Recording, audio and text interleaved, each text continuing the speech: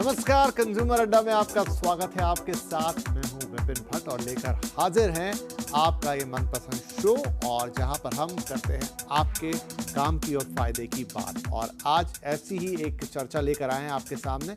जब डॉक्टर हो एआई तो कितनी रिस्की दवाई। एआई आपकी और हमारी जिंदगी में तेजी से कदम बढ़ा रहा है। आजकल हर तरफ इसकी चर्चा है। चैट जीपीटी से लेकर तो ग्रॉक और ना जाने क्या क्या डीप सीक वगैरह, इससे तो आप सब लोग रूबरू हैं। कुछ नए नए ट्रेंड्स आ जाते हैं, कभी गिलबी कभी कुछ, और एआई का चारों तरफ बोलबाला है। और खबरों में भी आप रोज एआई की किस्से कहानियां सुनते हैं। कभी नौकरियों पे बात आ जाती है, कभी कुछ और कि किस तरीके से ये हमारे जीवन को बदल देगा। लेकिन अब जब बात आ गई है कि एआई डॉक्टर ही बन जाएगा, अभी तो डॉक्टर गूगल की बात हुआ करती थी, लेकिन अब एआई अगर डॉक्टर का काम करने लगे तो क्या होगा, कितना रिस्की होगा या कितना इनोवेटिव होगा, इस पर एक बहस सी छिड़ गई है। हुआ क्या है, सबसे पहले वो मैं आपको समझाता हूं, बताता हूं, दिखाता हूं, उसके बाद इस पर बातचीत करेंगे, क्योंकि डॉक्टर कम्युनिटी भी हमें लगता है कि इस पर बटी हुई है। तो देखिए हुआ क्या है। रीड हॉफमैन कौन है? फाउंडर हैं लिंक्डइन के, और इन्होंने कुछ एक पोस्ट की, उसके जरिए अब ये बहस बढ़ गई। 10 से 15 साल में उनका कहना है कि एआई की बड़ी उपलब्धियां संभव होगी। किस फील्ड में? मेडिकल फील्ड में। क्यों होंगी? एआई से हर बीमारी के इलाज की संभावना है, वो ऐसा कह रहे हैं। मैं आगे आपको बताता हूं कि वो ऐसा क्यों कह रहे हैं और वो किस चीज़ को उदाहरण बना रहे हैं। डॉक्टरों के लिए मददगार होगा एआई। वैसे ये कह देने में कोई प्रॉब्लम नहीं है, कोई दिक्कत नहीं है कि डॉक्टरों की मदद कर सकता है। कोई भी टेक्नोलॉजी अगर डॉक्टरों की मदद करती है दैट इज़ फाइन। एआई रोग का पता लगाने में मदद करेगा। जी हाँ, ऐसे कई आर्टिकल्स इन दिनों इंटरनेट पर हैं जिसमें बोला जा रहा है कि एआई की मदद से अर्ली डिटेक्शन हो गया, ब्रेस्ट कैंसर का अर्ली पता लग गया, और भी बहुत सारी चीज़ें। एआई कागजी कामकाज को कम करेगा, दैट्स ऑल्सो फाइन कि ठीक है, यहाँ पर जो एक लंबी प्रक्रिया होती थी वो कम हो जाएगी। इसके अलावा ज़्यादा मरीजों का इलाज मुमकिन होगा। हाँ, अगर आप इलाज तेज करेंगे, थोड़ा जल्दी पता लगाएंगे, सटीक पता लगाएंगे, तो डेफिनेटली समय बचने वाला है। अब हुआ क्या, ये इंपॉर्टेंट है, ये ध्यान से देखिएगा। रेडिट पर एक पोस्ट आया है, एक यूज़र ने अपना पोस्ट साझा किया, उसके आधार पर हॉफमैन साहब ये सारी बातें कह रहे हैं, मतलब उसमें अपना प्रेडिक्शन जोड़ रहे हैं। उस पोस्ट में क्या था कि उस रीडर ने अपना एक अनुभव साझा किया, जिसमें उसने कहा कि उसको जबड़े में कोई प्रॉब्लम थी पिछले 5 साल से। अलग अलग डॉक्टर से वो मिला, सब कुछ किया, तमाम तरह के स्कैन हुए, दवाइयाँ हुई, लेकिन उसे रिलीफ नहीं मिल रहा था। फिर वो गया चैट जीपीटी पर और वहाँ पर उसने अपनी ये समस्या डाली। आगे क्या कहते हैं कि चैट जीपीटी ने उसको कुछ सजेशंस दिए। दरअसल उसके जबड़े में से एक आवाज़ आया करती थी टक टक की। तो जब चैट जीपीटी ने उससे कुछ एक्सरसाइज और कुछ चीज़ें करने को कहा, तो उस यूज़र का दावा था जिसने रेडिट पे पोस्ट लिखी कि भाई मुझे तो बहुत जल्दी रिलीफ आ गया। जिस समस्या को मैं 5 साल से झेल रहा था, अलग अलग डॉक्टर्स के पास गया, अलग अलग इंस्टीट्यूट्स में गया, तमाम तरह के इलाज कराए, रिपोर्ट्स कराई, स्कैन कराए, मुझे कोई फ़ायदा नहीं हुआ, लेकिन एआई ने मेरी समस्या को समझा और तुरंत हल कर दिया। तो यहीं से ये बात आई कि जबड़े की जटिल बीमारी का इलाज हो गया। वो रेडिट पोस्ट को हॉफमैन साहब ने पढ़ा और वहां से उन्होंने ये अपना प्रेडिक्शन जोड़ा। एक और बड़ा प्रेडिक्शन बिल गेट्स की तरफ से, फाउंडर माइक्रोसॉफ्ट और दुनिया की जानी मानी हस्ती, वो कह रहे हैं कि एआई खत्म करेगा डॉक्टर्स और टीचर्स की कमी। कैसे? आने वाले वक्त में 2035 तक डॉक्टरों की कमी नहीं रहेगी, क्योंकि एआई उनकी बहुत सारी चीज़ों को रिप्लेस कर चुका होगा। बहुत सारा जो परामर्श जिसे हम कहते हैं कि आपको जो प्राथमिक चिकित्सा के लिए डॉक्टर से कंसल्टेशन की ज़रूरत होती है रोज़मर्रा की चीज़ों के लिए, वो काम एआई ही कर देगा। इस तरीके से डॉक्टरों के ऊपर बोझ कम होगा। फ्री इंटेलिजेंस के युग में एआई देगा परामर्श, और ये सब फ्री भी होगा। तो वो एक बड़ी बात कर रहे हैं यहाँ पर। तेज़ इनोवेशन से हेल्थ में क्रांति आएगी, ऐसा कह रहे हैं बिल गेट्स साहब। तो दोनों ही लोग, हॉफमैन हो या बिल गेट्स, ये कह रहे हैं कि क्या डॉक्टर्स को एआई रिप्लेस कर देगा? जब डॉक्टर हो एआई, कितनी रिस्की है दवाई। हम इसका एक और पहलू भी देख रहे हैं, क्योंकि बहुत सारे लोग जो हैं, जो डॉक्टर कम्युनिटी में, इस बात को एज इट इज शायद एक्सेप्ट ना करें। अब चर्चा की शुरुआत करते हैं। तो चलिए हम देखते हैं कि हमारे देश में डॉक्टर्स का क्या कहना है। हमारे साथ कार्यक्रम में जुड़ रहे हैं senior oncologist doctor Anshuman Kumar, the healthy India project media की एडिटर नीलम सिंह, और हेल्थ केयर एआई के एक्सपर्ट और स्क्रिप्टिक्स के सीईओ हर्ष मैकवान। बहुत बहुत स्वागत है आप सभी का। डॉक्टर अंशुमन, मैंने पूरी कहानी बताई कि कहाँ से हॉफमैन साहब क्या कह रहे हैं, क्या बिल गेट्स साहब के अपने अनुमान हैं। एक बात मैं अंडरस्टूड कर सकता हूं कि एआई किसी और तकनीक की तरह डॉक्टरों की हेल्प कर सकता है, लेकिन जो वो रेडिट वाला मामला है पूरा कि वो 5 साल से डॉक्टर्स के पास एक व्यक्ति जा रहा था, उसका कुछ हो नहीं पाया और अचानक से उसने चैट जीपीटी पे वो सवाल पूछा, वहां से एक सॉल्यूशन आया, उसको उसने फॉलो किया और सब कुछ ठीक हो गया। ये इत्तेफाक है या सच में एआई ने अपनी झलक दिखाई है कि वो क्या कर सकता है in the field of medical? Bhatt साहब, शुरुआत वहीं से करें। आपने एक बात कही कि इस पे हो सकता है हमारे यहाँ डॉक्टर बटे होंगे, क्योंकि उसमें एक डर है डॉक्टर कम्युनिटी में कि शायद एआई रिप्लेस कर दे डॉक्टरों को। सच्चाई यह है कि डर नहीं है, वो सच्चाई है। बहुत सारे ऐसे डॉक्टर का काम होगा जो आर्टिफिशियल इंटेलिजेंस उनसे बेहतर कर रहा है, जिसके ट्रायल मेडिकल में हम कहते हैं ट्रायल करके देख के प्रूव कर दिया गया। जैसे रेडियोलॉजी, मतलब जो एक्सरे अल्ट्रासाउंड जैसी चीज हम कराते हैं, सीटी स्कैन पेट स्कैन, उसकी रिपोर्टिंग दो डॉक्टर मिलकर जितने समय में करता है उससे बेहतर और जल्दी रिपोर्टिंग आर्टिफिशियल इंटेलिजेंस कर रहा है। पैथोलॉजी कर रहा है। कॉम्प्लेक्स डायग्नोसिस, क्योंकि आर्टिफिशियल इंटेलिजेंस एक एल्गोरिदम पे चलता है, इसके पास से डाटा उतना ज्यादा है, number one. Number two, human bias नहीं है। नंबर थ्री, इंटेलिजेंस इसका आर्टिफिशियल इंटेलिजेंस है, डाटा इनपुट के हिसाब से मशीन लर्निंग डीप लर्निंग करता जाएगा और ये अपने आप को इंप्रूव करता है। एक समय हो सकता है जिसमें इंटेलिजेंस एक्सप्लोजन की भी संभावना होगी कि हमसे बेहतर आर्टिफिशियल इंटेलिजेंस काम करेगा, इसकी भी पॉसिबिलिटी है। रोबोटिक सर्जरी में एआई इन कर चुका है, जो हमें गाइड भी करता है, तो डॉक्टर को असिस्ट भी करेगा, कुछ जगह डॉक्टर को रिप्लेस करेगा। पहली बात, इसको अगर कहें कि ये क्या टूल है, टेक्नोलॉजी है, नहीं। एक सुलेमान मुस्तफा है जो आर्टिफिशियल इंटेलिजेंस का प्रोपेगेटर, उसने किताब लिखी द कमिंग वेव। सीरियसली ये कमिंग वेव है आर्टिफिशियल इंटेलिजेंस हर फील्ड में, इंक्लूडिंग मेडिकल। तो कॉम्प्लेक्स डायग्नोसिस में ये करेगा। कियोस्क, दूर दराज में जहां डॉक्टर नहीं पहुंचते हैं, आज डॉक्टर के अलग नखड़े होते हैं कि हम तो नहीं जाएंगे ड्यूटी करने, तो वहां पे बेसिक इलाज के लिए ये काफी उपयोगी साबित होगा। तो कहने का ये मतलब है कि या तो हम डॉक्टरी इंटेलिजेंस को सपोर्ट करें, असिस्ट करें, तो डॉक्टरी और बेहतर हो जाएगी। नंबर वन, एक्सेप्ट करें टेक्नोलॉजी को हमें एक्सेप्ट करना चाहिए हर समय, क्योंकि ये ह्यूमन इंटेलिजेंस को आर्टिफिशियल इंटेलिजेंस असिस्ट भी कर रहा है, बूस्ट भी कर रहा है, और उन जगहों पे जहां मरीज की लंबी क्यूइंग हो रही है उसको कम कर रहा है। तो हमें बेसिकली, हम मेडिकल साइंस के नहीं, मानवता ह्यूमन साइंस के डॉक्टर हैं, हमें ह्यूमन साइंस के लिए कुछ बेहतरी हो रही है तो करें। डर की बात जहां तक है, तो बेहतर है एज ए डॉक्टर हम अपने इंटेलिजेंस को इंप्रूव करें, रादर देन कि हम फाइट करें कि आर्टिफिशियल इंटेलिजेंस को आने नहीं देंगे। मेरा तो यही टेक है एआई पे। जी जी, इसका एक पहलू ये हुआ। अब एक पहलू मेरे मन में जो है, मैं ये सवाल हर्ष से पूछता हूं क्योंकि वो आर्टिफिशियल इंटेलिजेंस की फील्ड में काम कर रहे हैं और उससे जुड़े मेडिकल चीज़ों पर काम कर रहे हैं। हर्ष, यहाँ तक तो ठीक है, जैसे डॉक्टर साहब ने समझाया, एक एसोसिएशन है ये, आप टेक्नोलॉजी के साथ मेडिकल साइंस को जोड़ रहे हैं, जो डॉक्टर्स हैं उनकी एक तरीके से मदद होगी, वो अपने काम को बेहतर तरीके से कर पाएंगे, इतना मैं समझ पाया।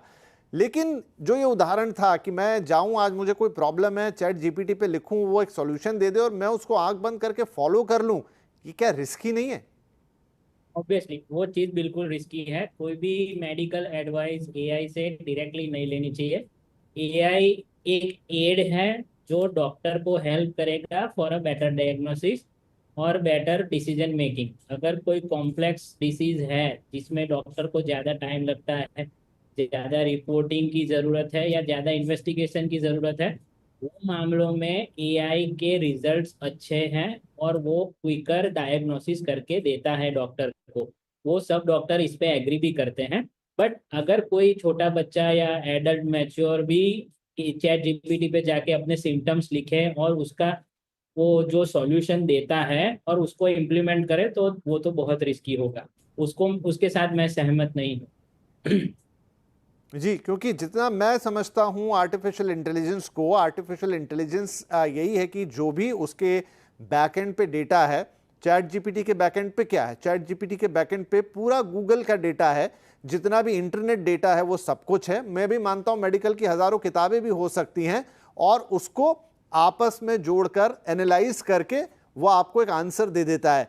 लेकिन वो एनालिसिस आपकी बाकी कंडीशंस को मैच कर रहा है, नहीं कर रहा है। डॉक्टर आपसे 10 और सवाल पूछेंगे, आपकी 4 और चीज़ें पूछेंगे कि आपको कोई दूसरे कोमॉर्बिडिटी तो नहीं है। और वो सब में तो मतलब ये एक एग्जाम्पल निकल के आ सकता है। आपको सिर्फ ये दिखाने के लिए हॉफमैन साहब ने बात लिख दी कि देखिए एआई कितना कैपेबल है, लेकिन नीम हकीम खतरा जान वाला मामला तो है इसमें, मतलब ये इतना सिंपल नहीं होगा। नहीं नहीं, ये इतना सिंपल बिल्कुल नहीं है, क्योंकि अगर कोई भी डॉक्टर आपसे जब डायग्नोसिस आपका शुरू होता है तो बेसिक इंफॉर्मेशन लेते हैं। चैट जीपीटी आपको सामने से कोई क्वेश्चन करता नहीं कभी, वो आपके प्रॉम्प्ट्स लेता है खुद और उसके बेसिस पे ही आपको एक डिसीजन या फिर वो आपको एक रिप्लाई करता है, which is not at all right for a medical decision.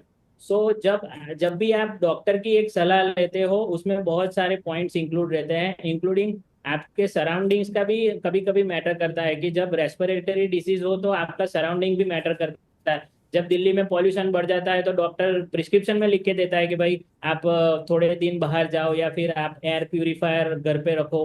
वो सब चैट जीपीटी को नहीं पता चलेगा ना कि आप कहाँ रह रहे हो, कौन सा एनवायरनमेंट है, आपके आजू बाजू में कौन सी चीजें आपके राइट।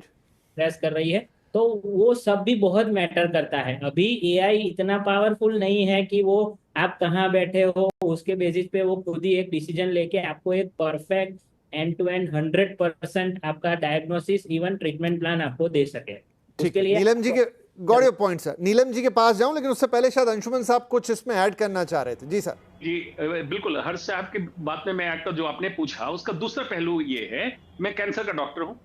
एआई के एल्गोरिदम में क्या होता है, मेरे पास रोज अब मरीज आने लगे, मरीज बढ़ गए हैं कि डॉक्टर साहब ये सिम्टम हमने डाला वो आ रहा है, कैंसर हो सकता है। अब जब मैं मरीज को देख रहा हूं, जांच कर रहा हूं तो कैंसर नहीं है। तो मैं कहता हूं ऐसा क्यों सोचा आपने? नंबर 1 प्रॉब्लम होने लगी, हर चीज में लास्ट डायग्नोसिस उनको कैंसर मिल रहा है एआई के माध्यम से। दूसरी जो प्रॉब्लम हो रही है, जो कैंसर के रोगी हैं वो मेरे सामने जब आके बोलते हैं कि डॉक्टर साहब अब तो बचने की इच्छा नहीं है, मैं मर जाना चाहता हूं या मर जाना चाहती हूं, तो मैं उनको इमोशनली सपोर्ट करता हूं। लेकिन आर्टिफिशियल इंटेलिजेंस अभी तक आर्टिफिशियल जनरल इंटेलिजेंस पे नहीं आया है, इमोशन उसमें इतना नहीं आया है। वो कहता है consult your psychiatrist, you have suicidal tendency, आपको आत्महत्या करने की ललक हो रही है, जाइए साइकियाट्रिस्ट को कंसल्ट कीजिए। अब देखिए कितनी दुविधा वाली बात हो गई। वो कह रहा है कि मैं पागल हो गया हूं कि आर्टिफिशियल इंटेलिजेंस मुझे ऐसा बता रहा है, लेकिन सच्चाई ये नहीं होती है। राइट जी। तो नीलम जी, जब हॉफमैन साहब हैं या फिर बिल गेट्स साहब हैं, जो कि हम मानेंगे कि बहुत विजनरी लोग हैं, मतलब बहुत लंबा देख लेते हैं, बहुत समझते हैं चीज़ों को, तो उनकी बातों में भी एक तथ्य तो होगा ही होगा।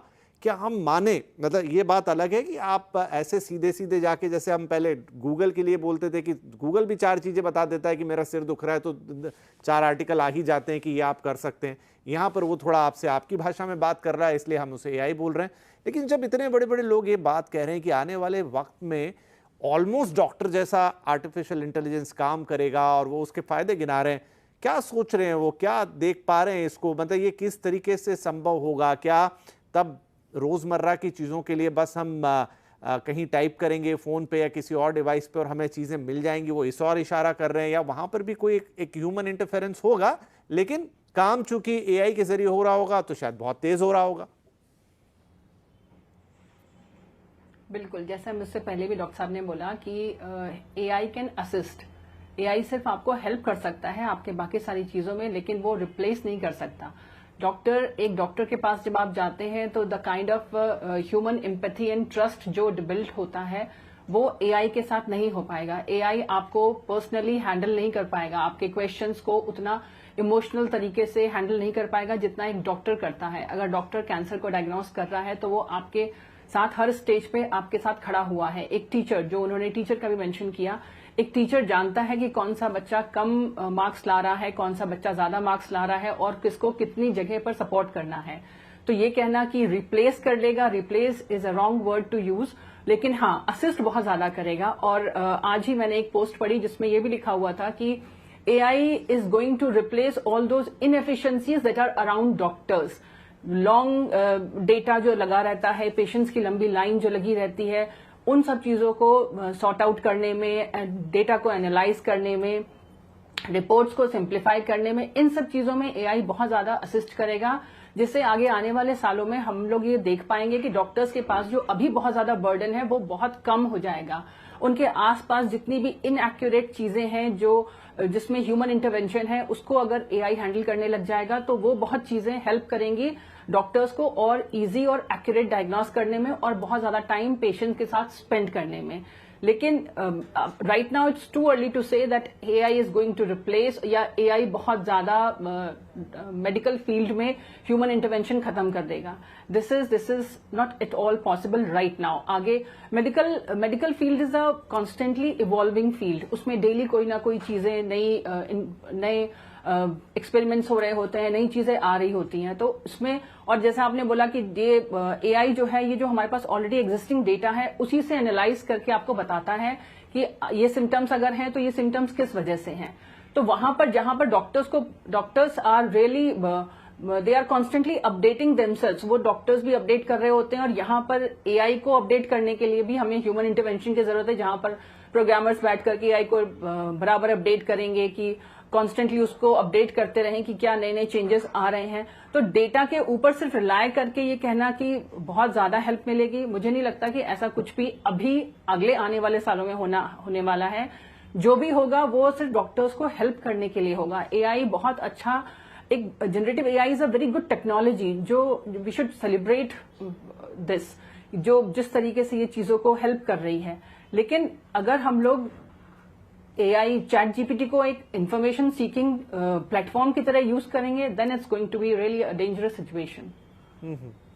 राइट, चलिए एक छोटा सा ब्रेक मैं यहाँ पे लेता हूँ। तो अभी देखिए एआई का भी एक शुरुआत भर है, और मुझे लग रहा है उसको लेकर बातें काफ़ी ज़्यादा हैं, उत्साह और भी ज़्यादा है, क्योंकि बहुत कुछ एआई में होना बाकी है। तो जो विजनरी लोग हैं उसको बहुत लंबे लंबे प्रेडिक्शंस दे रहे हैं, लेकिन उस बीच कहीं हम खड़े हुए हैं कि किसी ने सर्च किया और क्या उसको कोई जवाब मिला। बाकी सब चीज़ों में तो ठीक है कि आपको कोई डिश कैसे बनानी है, या आपको कुछ और काम कैसे करना है, घर की पेंटिंग कैसे करनी है, यूट्यूब पे भी लोग देख के बहुत कुछ कर सकते। थोड़े दिन पहले हमने कोई वाकया सुना जहाँ पर यूट्यूब देखकर किसी ने ऑपरेशन करने की कोशिश कर ली और फिर वो फाइनली हॉस्पिटल ले जाना पड़ा मामला।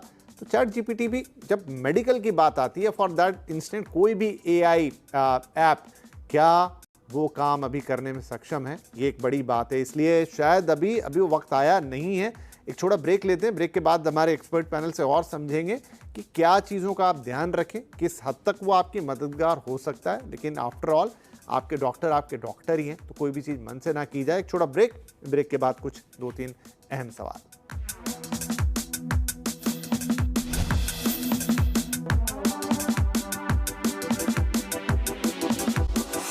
Welcome back. जब डॉक्टर हो एआई तो कितनी रिस्क की दवाई, एक वाकया आया जहां पर लिंक्डइन के फाउंडर ने शेयर किया एक रेडिट यूज़र का वाकया, जिसमें उसने लिखा कि एक बीमारी से वो परेशान था, जबड़े की, और जब उसने सारे इलाज करा के वो हार गया, लेकिन चैट जीपीटी से एक बार पूछा कि भाई मुझे तकलीफ है, और उससे जो जवाब आया उसके बाद जो उसने चीज़ों को फॉलो किया और वो ठीक हो गया। तो बात निकल आई कि एआई क्या अब डॉक्टर से बेहतर हो चले हैं, और फिर बिल गेट्स साहब का कहना और तमाम चीज़ें हमने ब्रेक से पहले बातचीत की। अब थोड़ा इसमें और आगे बढ़ते हैं। डॉक्टर अंशुमन, अब क्योंकि जैसा मैंने ब्रेक से पहले भी कहा कि एआई अभी इवॉल्व हो रहा है, और सर्टेन टाइम कोई ऐसी नई टेक्नोलॉजी आती है तो उसको लेकर एक्साइटमेंट काफ़ी ज़्यादा होता है, और फिर उसमें एक एजम्पशंस भी आते हैं, कई सारे विजनरीज उस पर अपनी बातें रखते हैं, वो वक्त के साथ धीरे धीरे इवॉल्व होता चलता है। अभी मैंने हाल ही में कुछ आर्टिकल्स ऐसे भी देखे जहाँ पर शायद कोई कैंसर रिलेटेड ही था कि ब्रेस्ट कैंसर का पता बाकी के रेगुलर स्कैन नहीं लगा पाए, लेकिन जब आपने एआई की मदद ली तो उसने काफ़ी पहले प्रेडिक्ट करके दिखा दिया कि ये ब्रेस्ट कैंसर पॉसिबल है। तो एआई में ऐसा क्या हो रहा है? जितना हम समझ रहे हैं एआई भी एक डेटा को प्रोसेस करने का ही सिस्टम है, ज़्यादा बेहतर है, ह्यूमन इंटरेक्शन जैसा साउंड करता है, लेकिन उसके एंड में भी होता तो एक डेटा बेस ही है जिसको वो एनालाइज कर रहा होता है। तो क्या ये मान लें कि उसकी जो एनालाइजिंग कैपेसिटी है वो अब ह्यूमन ब्रेन्स को थोड़ा पीछे छोड़ रही हैं, जो हम नहीं देख पा रहे हैं, हम नहीं समझ पा रहे हैं, इतनी प्रैक्टिस के बाद जो डॉक्टर फर्टिनिटी नहीं देख पा रही वो देख ले रहा है? बट साहब, इसको बहुत ही अनबायस्ड मैं बोल रहा हूँ, इसलिए मत समझिए कि मैं डॉक्टर हूँ या नहीं हूँ। नीलम जी, हर्ष जी की महानता है कि बहुत ज्यादा, मुझे मालूम है इनको जानकारी है, ज्ञान है, लेकिन बेचारे थोड़ा डॉक्टर को सपोर्ट करने के चक्कर में थोड़ा कम बोल रहे हैं। मुझे पता है कि जानकारी इनको है। ये simple WhatsApp we chat type का एआई नहीं है, ऐप मत समझिए इसको। ये इतना स्ट्रॉन्ग डेटाबेस है कि ह्यूमन माइंड इतना फास्ट प्रोसेस करे, इम्पॉसिबल है। क्वांटम कंप्यूटर की बात हो रही है जो अभी पब्लिक के पास नहीं है। लेकिन एक डिस्क्लेमर, क्योंकि पब्लिक शो है, डिस्क्लेमर ये देता चलूं कि जनरल पब्लिक के हाथ में, बंदर के हाथ में नारियल वाली बात हो जाएगी कि जब भी आप करेंगे आप डरेंगे ही एआई से, जब भी कुछ करेंगे अभी। लेकिन डॉक्टर के लिए सच में एक बून होने वाला है, वरदान होने वाला है इतना बड़ा। क्यों? हम लोग इसको समझ रहे हैं स्पेक्ट्रम ऑफ P2P। प्रिवेंशन मतलब किसी भी बीमारी जो प्रिवेंटेबल है, प्रिवेंशन, प्रिडिक्शन एंड पॉसिबिलिटीज। मतलब कि जो आपने बताया कि ब्रेस्ट का एनालिसिस, इमेज एनालिसिस इतना फास्ट किया, प्रिडिक्ट किया कैंसर होने वाला है या कैंसर हो सकता है, हार्ट डिजीज की पॉसिबिलिटी है या हार्ट अटैक की पॉसिबिलिटी है, इसकी पॉसिबिलिटीज, प्रोसीजर्स, पिल्स, क्या करना चाहिए। इवन रोबोटिक सर्जरी, क्यों मैं बार बार कह रहा हूं, रोबोटिक सर्जरी इंसान सर्जन ही करता है, लेकिन जिस माइन्यूट होल के साथ एआई कर रहा है, ह्यूमनली इम्पॉसिबल था, इसमें हेल्प कर रहा है एआई, फास्ट प्रोसेसिंग कर रहा है डाटा का, एंड पैलिएटिव केयर। दूर दराज में पैलिएटिव केयर सेंटर खोल लीजिए, क्यों हॉस्पिटल पे लोड बढ़ेगा।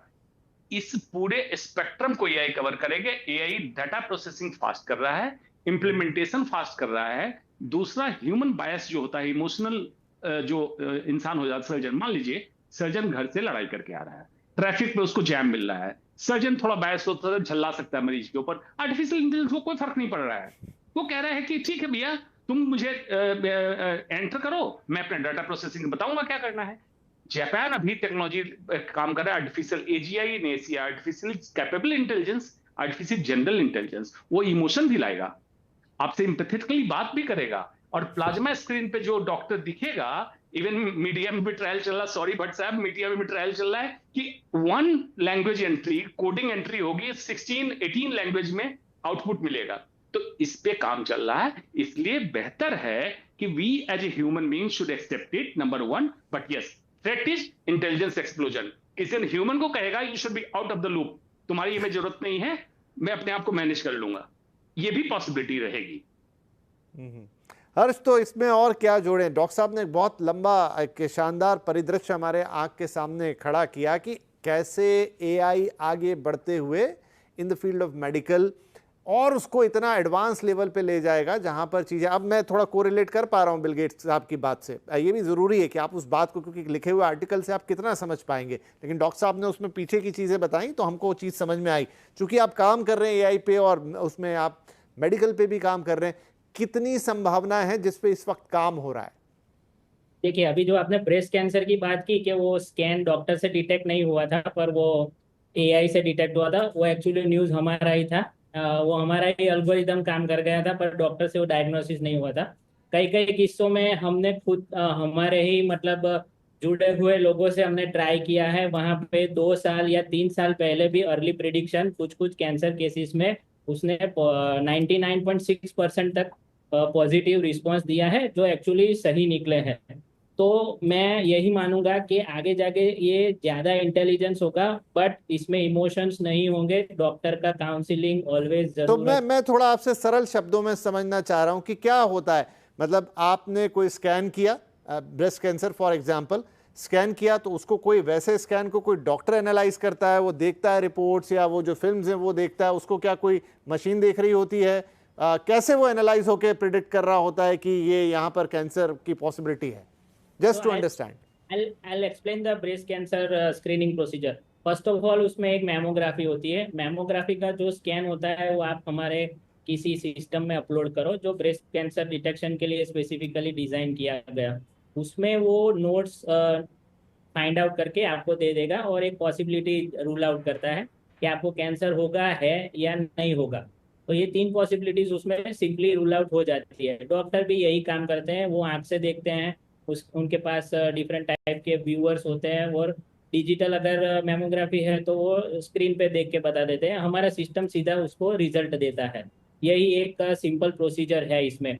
मतलब कोई आपको प्रॉम्प्ट डालने का जरूरत नहीं है या कुछ भी डालने का, कोई पेशेंट का डेटा भी नहीं मांगता है सिस्टम, खाली एक स्कैन अपलोड किया और आपको रिजल्ट मिले।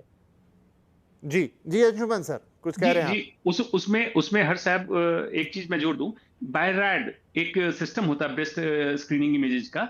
डॉक्टर ये देखता है कि ये उस सिस्टम में कितना क्लोज टू कैंसर है। तो डॉक्टर अपनी आंखों से देखा, बेस्ड ऑन उसके एक्सपीरियंस, अनुभव और स्टडी जो अपडेट हुई उसके हिसाब से। आर्टिफिशियल इंटेलिजेंस क्या करता है, एक तो मैग्नीफाइड व्यू देखेगा, ह्यूमन आई से हम कितना भी डिजिटली मैग्नीफाई करें उस लेवल पे नहीं जा सकते हैं। दूसरी, कुछ ऐसी चीजें होती है जो नॉर्मल आंखों से हम नहीं देख पाते हैं। तीसरी चीज, कोई चीज आज अपडेट हुआ है स्कोरिंग सिस्टम में, जो ह्यूमन इंटेलिजेंस अभी मैं पढ़ूंगा, रात को जाऊंगा फ्री होके पढ़ूंगा तब देखूंगा, artificial intelligence real time update हो रहा है। तो ये फास्ट करता है, रियल टाइम अपडेट लेता है, और इसकी एक्यूरेसी बिल्कुल बढ़ती जा रही है, अनपैरेलल बढ़ रही है, इसमें नकारा नहीं जा सकता है। जी जी। तो आई थिंक बातचीत करने में इतनी इंटरेस्टिंग है कि टाइम कब समाप्त हो गया पता नहीं लगा। लेकिन हाँ, तो डॉक्टर अंशुमन, लेकिन हमने एक बहुत भविष्य की चीज़ें देखी और इनफैक्ट अभी इनका इस्तेमाल हो रहा है, लेकिन चूंकि आप इस पैनल पे डॉक्टर हैं, अभी तो सलाह यही है ना कि आप जाके चैट जीपीटी से अपना इलाज ना करवाने लगे। बिल्कुल साहब, इसीलिए मैंने बोला मरीजों के लिए, कॉमन पब्लिक के लिए नहीं है, क्योंकि आपको बहुत भयावह स्थिति का सामना करना पड़ सकता है अगर चैट जीपीटी से अपना इलाज कर लिया तो। ये मत करिए, ये एक्सेप्टेबल चीज है, हमारे समाज में आनी चाहिए, लेकिन आप इलाज मत कर लीजिएगा, कभी बहुत गड़बड़ी हो जाएगी। जी, और यही बात नीलम जी ने भी अभी अपनी बात में दोहराई। आप हर्ष माफी चाहूंगा क्योंकि समय समाप्त हो गया, हम थोड़ा डिटेल में चले गए उस चीज के, लेकिन जानना जरूरी था। पर हम बोलना चाह रहे थे। जी जी। डॉक्टर अंशुमन जो बोल रहे थे, बिल्कुल सर, ये बिल्कुल सही बात है कि ये बहुत अच्छी टेक्नोलॉजी है और आगे आगे ये बढ़ेगी, लेकिन ये असिस्ट बहुत अच्छे से कर पाएगी।